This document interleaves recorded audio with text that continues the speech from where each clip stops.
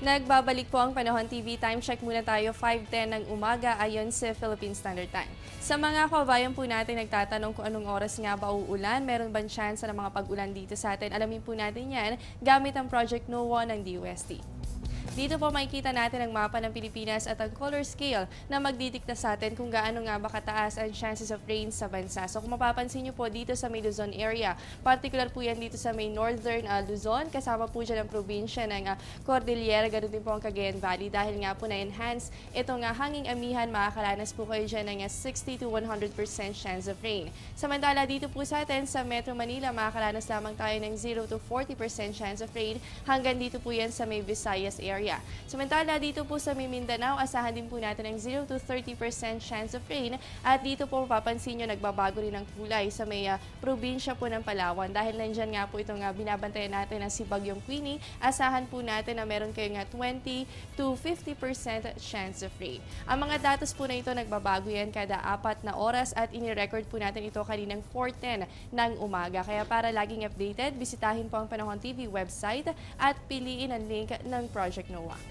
Kamustahin naman po natin ang mga pangunahing water reservoirs sa Luzon. Tatlo pa rin po ang binabantayan natin, ang Magat, Pantabangan at ang Angat Dam. Unahin po muna natin dito sa Angat Dam kung saan nagsusupply po ito ng 90% ng raw water supply dito sa Metro Manila. Ganun din po ang irigasyon para sa 28,000 hectares ng sakahan sa Bulacan at Pampanga. So alamin po natin ang ating Angat Dam update. Makikita po natin, November 27 kahapon po yan, alas 6 ng umaga ay nasa 205.26 meters ito. Ibig sabihin, bumaba po ito sa level niya noong November 26. At dito po sa Angat, ang flood season high water level natin ay nasa 210 meters. Dako naman po tayo dito sa Magat Dam. Isa po ito sa pinakamalaking dam sa bansa. At ito po ay nagbibigay ng irigasyon at ganun din po provider ng hydroelectric power sa probinsya ng Isabela. At base po sa datos ng Pag-asa, makikita natin dito na nagkaroon din po ng pagbaba sa level ng tubig. From 186.85 meters ay bumaba po ito sa 186.51 meters. Dito po sa Magat, ang flood season high water level o yung spilling level natin ay nasa 190 meters.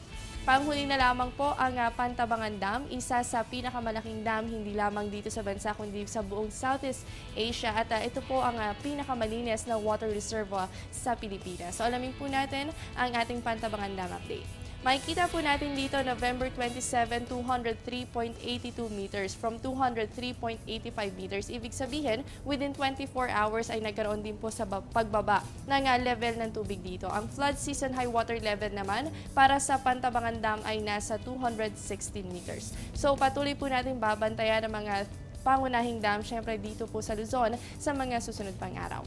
At ngayon naman po alamin natin ang temperature dito sa bansa. Unahin po muna natin dito sa Luzon.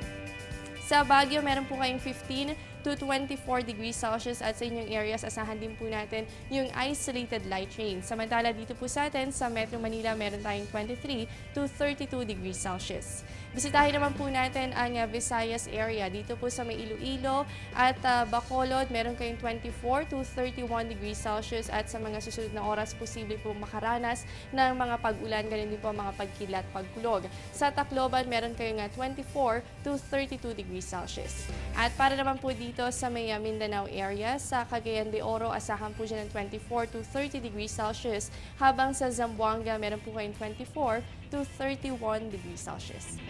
Update naman tayo mula sa Philippine Institute of Volcanology and Seismology of PHIVOLCS. Unstable pa rin ang kondisyon ng Bulkang Mayon. Nananatili pa rin nakataas ang Alert Status 3 o critical level dito. Ayon sa huling obserbasyon ng PHIVOLCS ay wala naman pong naitalang volcanic earthquake mula dito, pero meron pong slow magma intrusion at ganun din po ang emission of white steam flumes at ganun din po nakitaan to ng crater glow within 24 hours. Kaya narito naman po ang asahang lagay ng panahon para sa Legazpi, Albay. Sa mga susunod na oras, makakaranas po kayo ng maulan na panahon, ganun din po yung mga thunderstorms activity. So asahan din po natin dyan ang agwat ng temperatura ay nasa pagitan ng 24 to 30 degrees Celsius. Bukod sa lagay ng Bulkang Mayon, mahigpit rin pong minomonitor ang Bulkang Taal. Ayon sa datos ng PHIVOLCS ay nasa alert level 1 o abnormal level pa rin ang Taal Volcano. And within 24 hours na obserbahan po dito ang one volcanic earthquake.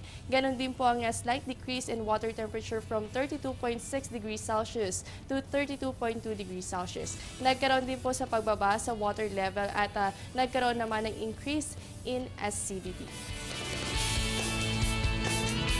Huwag po kayong alis dahil magbabalik pa ang Panahon TV.